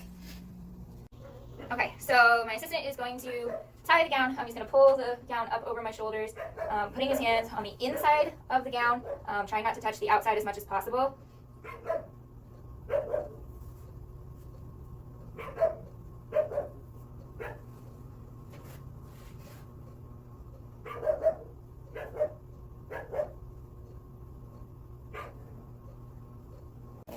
going to do a closed gloving. Can you actually take that blue piece of paper off the table? You can touch it. So, yep. And then that small plastic piece. Yep. Perfect. Okay. So I'm going to start by using my left hand to pick up the right hand glove by picking up from the outside cuff. And I'm going to place the glove on the palm of my right hand, which will be with the palm of the glove facing down. And so the fingers of the glove are facing me. The fingers are also aligned with the fingers that the glove is going to go onto. So thumb is aligned with thumb, index, and so on. So what I'm going to do is then grab the inside cuff with my right hand. Again, keeping my fingers inside the cuff of the gown. Okay, and then I'm going to use my left hand to then pull the cuff up over.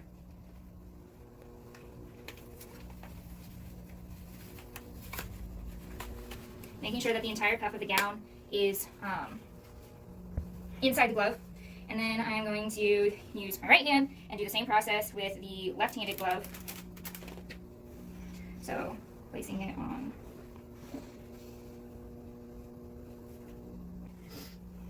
So again, I have the palm of the glove facing down, and I'm going to place the cuff of my glove, or the cuff of the gown, into the inside cuff of the glove, and then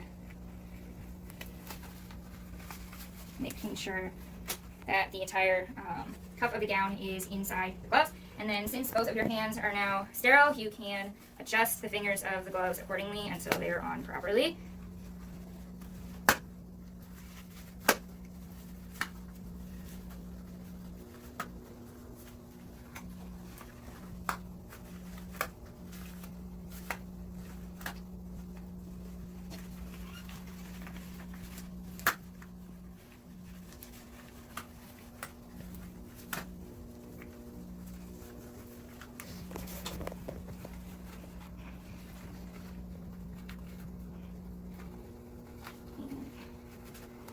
Some in there.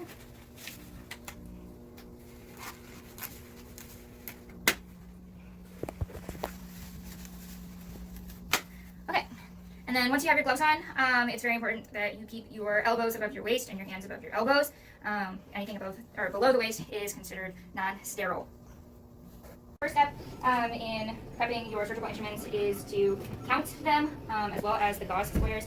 The reason we do this is to ensure that no instruments are left or gauze squares are left inside of the patient. So you want to count before surgery and then prior to closing the surgical site.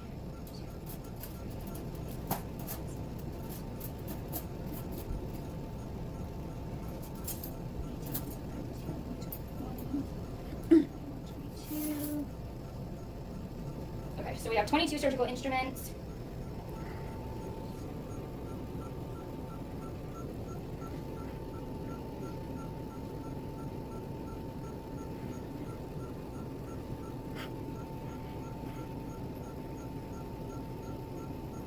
And 50 gauze squares. Okay. And then next I'm going to drape the patient.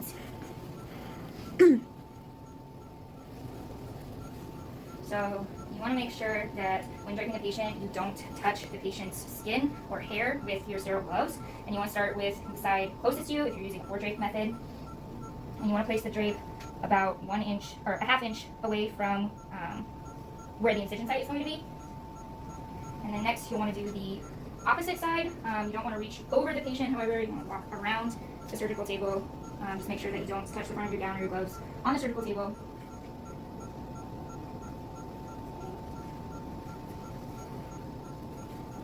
And then we'll do the cranial end. Once you have that, you can use your penetrating towel clamps to secure the drapes to the patient.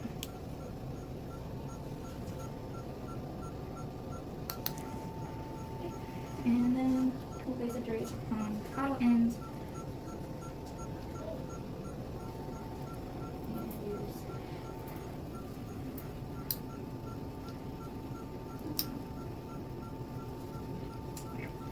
straw clamps to secure the drape again.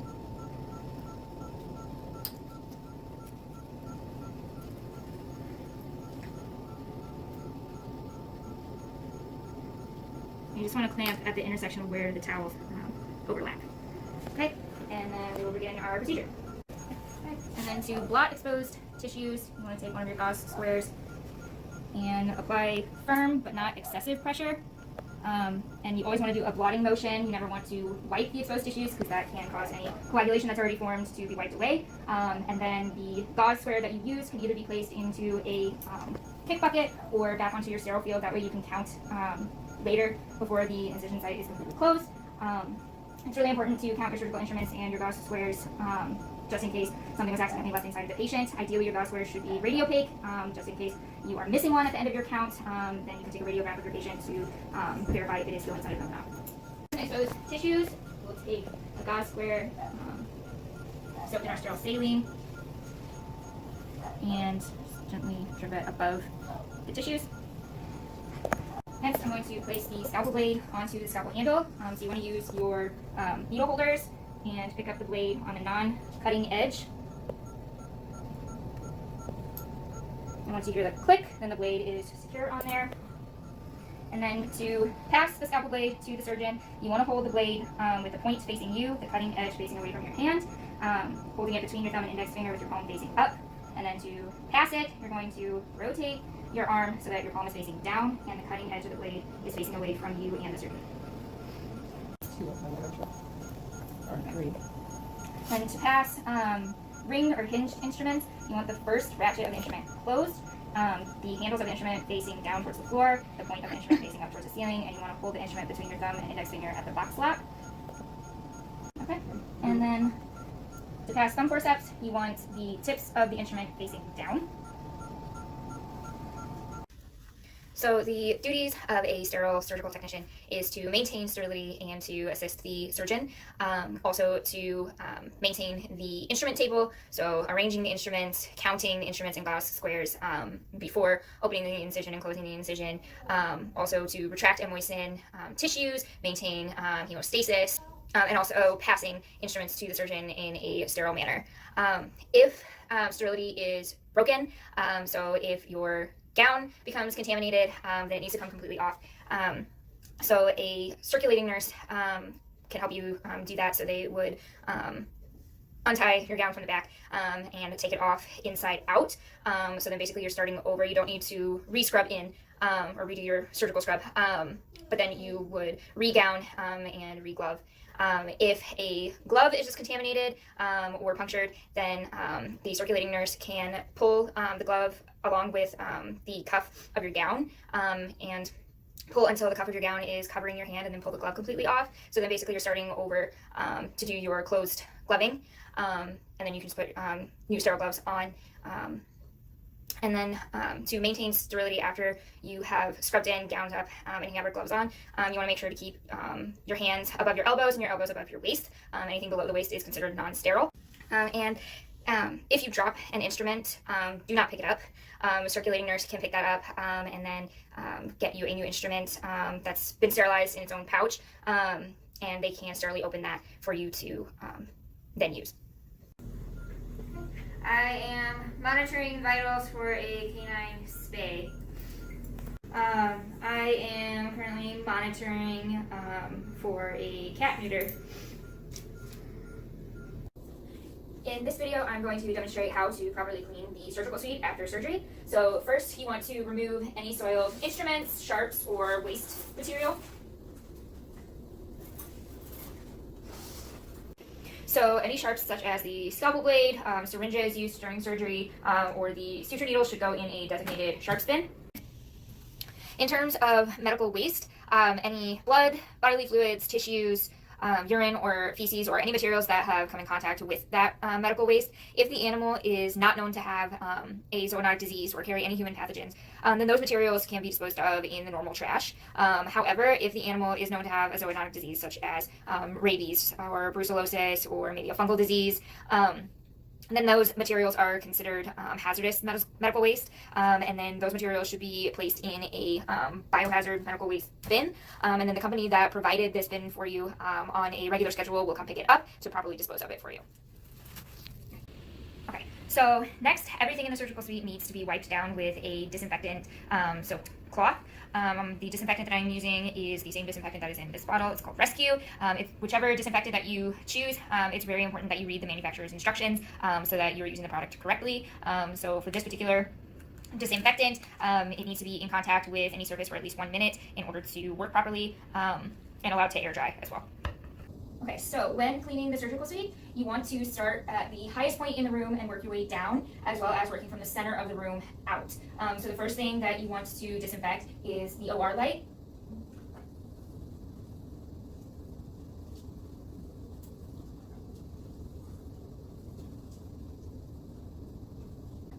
Next thing that you want to disinfect is the surgical table.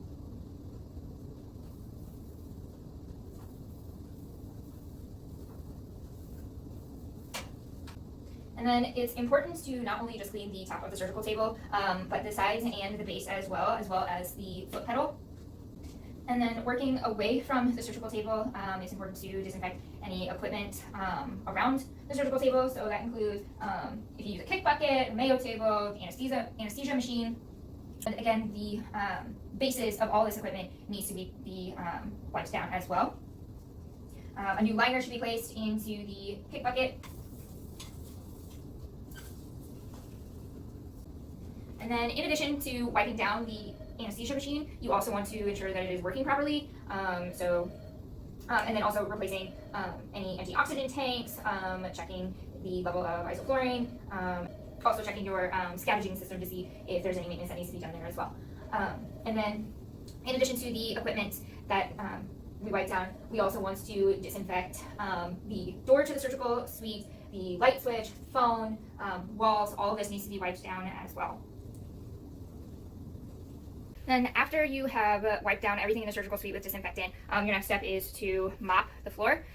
So you want to be sure to use a mop and bucket that are specifically designated for cleaning the surgical suite only. You don't want to spread contaminants from one area of the hospital to the other. And then when mopping the surgical suite, you want to start from the innermost corner of the room and work your way outwards towards the door. So that way when you're mopping, you're not going to walk over a space that you've already mopped and cleaned. So the first step in cleaning your surgical instruments is to pre-soak them. So you want to do this with cold distilled water. It's important not to use tap water because that can cause rust to build up. And you want to make sure that instruments are open, not locked. And the purpose of pre-soaking is to loosen up any dried blood or debris on the instruments to make cleaning them easier. So the next step in cleaning the surgical instruments is the decontamination process. So we're going to do this by manually scrubbing each instrument. So you want to use a soft bristled scrub brush and then fill a container with warm distilled water and a detergent or disinfectant. I'm using a chlorhexidine solution that has been diluted with warm distilled water. So you always want to scrub away from yourself. You always want to scrub away from yourself so that contaminants are not flying back towards your face. And you want to work by using a scrubbing motion.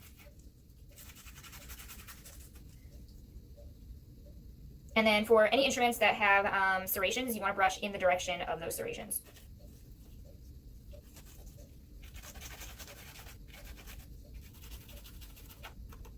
Okay, and then after scrubbing with your detergent or disinfectant, you want to rinse the instrument with distilled water.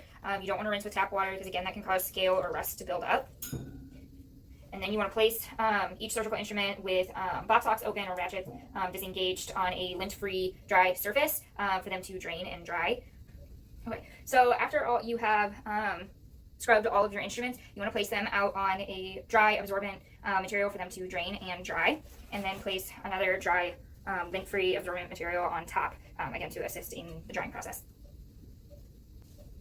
Okay, so then after all your instruments have thoroughly dried, you want to inspect them for quality. So you want to make sure that they're all functioning properly. So ratchets should engage and disengage easily. Scissors should cut sharp and evenly. Any instruments that are not functioning properly should not be placed in your surgical pack and should be set aside for repair or maintenance. So the next step in cleaning your surgical instruments is to place the instruments into an ultrasonic shaker. So the purpose of using an ultrasonic shaker is to remove any microscopic debris that may still be on the instruments. So inside the ultrasonic shaker is a solution of a enzymatic cleaner that has been diluted with distilled water according to the manufacturer's instructions. This particular machine keeps the solution at a temperature of 110 degrees. So ideally it should be somewhere between 110 to 130 degrees Fahrenheit. So we're going to place our instruments and then according to the manufacturer it should be in the machine for 5 minutes. And then once again, after your instruments have finished in the ultrasonic shaker, you should rinse them with distilled water. And then once again, place them onto a lint-free absorbent material for them to drain and dry once again. And then at this point, you can use a instrument lubricant. There's a few different kinds. Sometimes they come as the type that I'm using today, which is instrument milk that we're going to submerge the instruments in. It's important to follow the manufacturer's instructions. So this lubricant milk has been diluted with 1 part milk to 6 parts distilled water. Other types of lubricants would be like a spray that you spray directly onto the hinges of each instrument. For the milk, so you want to let the instrument sit in the instrument milk for at least 30 to 45 seconds, and then afterwards you can work the lubricant in by opening and closing the hinge of the instrument. So opening and closing the instrument to work the lubricant in. Okay. And then afterwards, you want to place the instrument on a dry, lint-free, absorbent material, and then blot off any excess lubricant.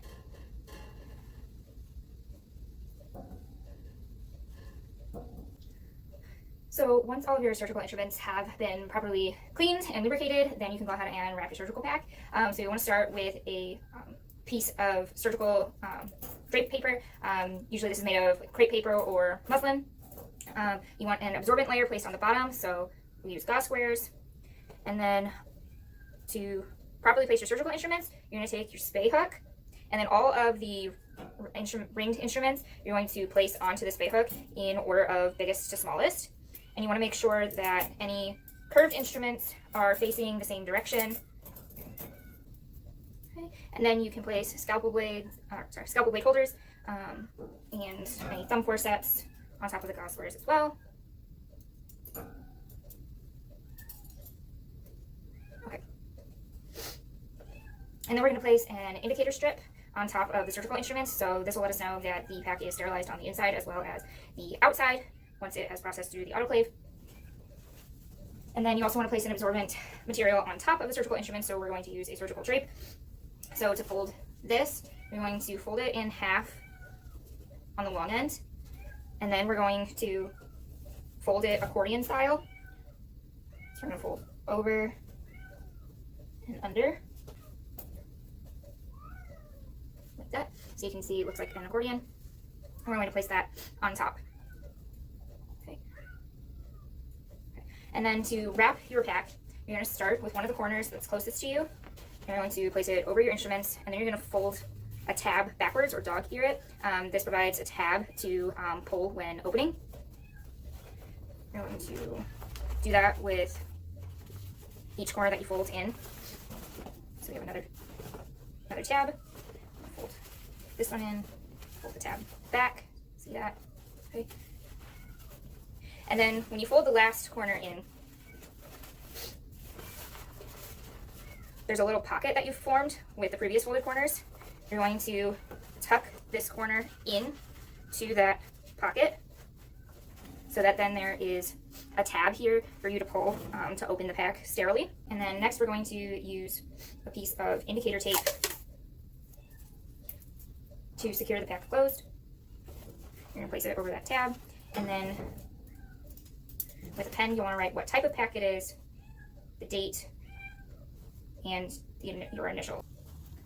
Okay, so to fold a surgical gown, you want to lay the gown out flat with the front part of the gown facing up. You're going to take each of the sleeves and bring them in towards the middle.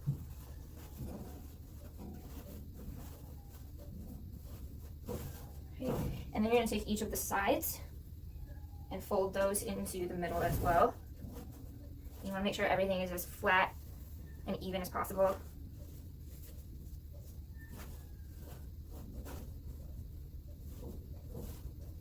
Okay, and then you're going to fold the gown lengthwise in half.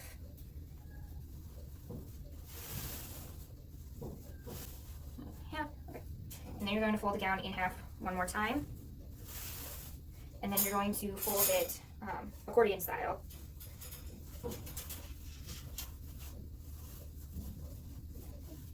You want to make sure that the top neckties are easily accessible, so when the surgeon opens the pack, they can just pull on those to pull the gown out of the pack.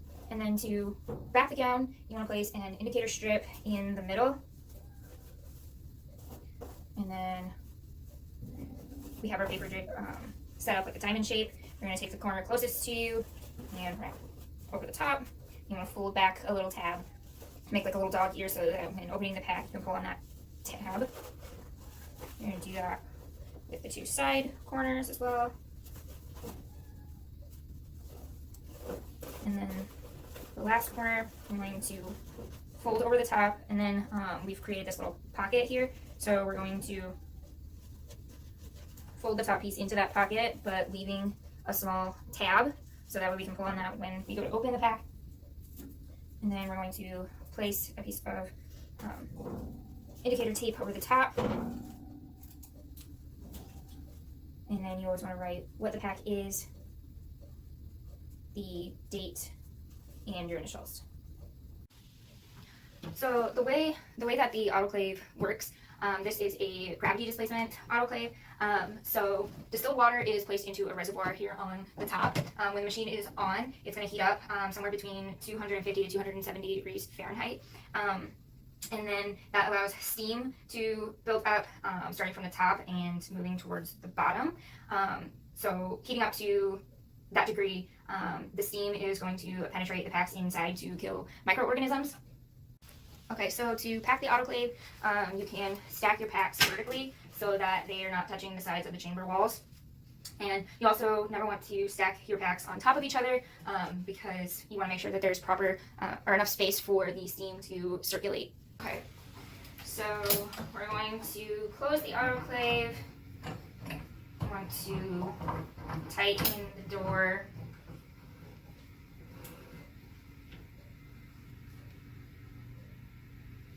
Okay, and then hopefully we can see our settings here.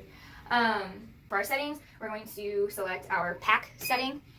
This machine is going to heat up to 250 degrees Fahrenheit. It's going to run for 15 minutes on that setting at 15 psi, and then there's a drying time of 30 minutes. Press start. And then depending on what the instrument is that you're sterilizing, generally the autoclave should be heated up to at least 250 degrees Fahrenheit for 15 minutes at 15 psi. So to maintain the autoclave, first you want to make sure that there's always enough distilled water in this chamber. Okay, so this is where the distilled water goes. So the water should never be filled above this safety valve holder. There's a little ring over here that you can see. The water should come just up to the very bottom of that ring, but not any higher. So to maintain your autoclave, it's really important to read the manufacturer's instructions that are specific to your unit. So with this unit, again, just making sure that the chamber is filled with distilled water. You can take a cloth and a disinfectant to clean the outside, the external surfaces like the top, the sides, and the outside of the door, just to get rid of any dust, debris, or potential contaminants. For the inside, you just want to take a washcloth that's dampened with distilled water to wipe the inside of the door, and then as well as the tray and the tray rack that's inside. So those are your daily maintenance tasks.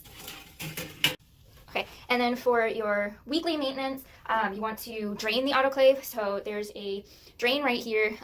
This loosens, and you can attach a tube to it. Once you loosen this, the water that's in this chamber is going to pour out. So you can collect that in a bucket or some kind of receptacle. And then you would refill the chamber with clean distilled water. And then you also want to remove the tray inside and the tray rack, and just clean those with distilled water and a mild soap, or instead of soap you can also use this speed clean solution that's been provided by the manufacturer. And then for your monthly maintenance, you want to again drain all of the water out and refill with clean distilled water. You would remove the tray and the tray rack from the inside, and then add 1 ounce of the speed clean solution to directly into the bottom of the chamber inside, and then you would run it on the pack setting, and then you can press stop before the drying cycle starts. Then once again you would drain all the water out, refill it with clean water, and then run it again on the unwrapped instruments cycle. Again, you can stop it before the drying cycle starts, and then once again drain all of the water out and replace with clean distilled water. Okay, so our packs have finished sterilizing. When the autoclave is done running, you want to leave the door cracked open so it can release the steam and cool it down. You don't want to touch the caps when they're hot. Okay. So then you can see here on our packs, the indicator tape has these dark lines on it, meaning that it has finished the sterilization process. Here too. And then you'll know that the pack is sterile all the way through. So for our gown, for example, the indicator strip inside will have turned color as well. So here's an example of what it looks like beforehand and then after sterilizing. I'm going to demonstrate a staple removal.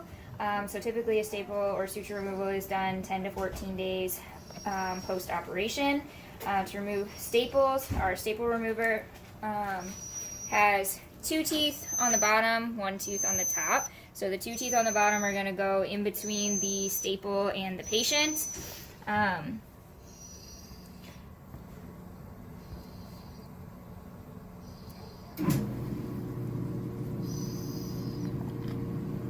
We have a little bit of scabs in the way. Okay. And then the 1 tooth on the top is going to be on the top of the staple. And then you'll squeeze the staple remover, which is going to bend the sides of the staple and bring the edges out of the patient's skin. So to make sure that before you do a suture or staple removal, you want to make sure that the incision site is healing properly.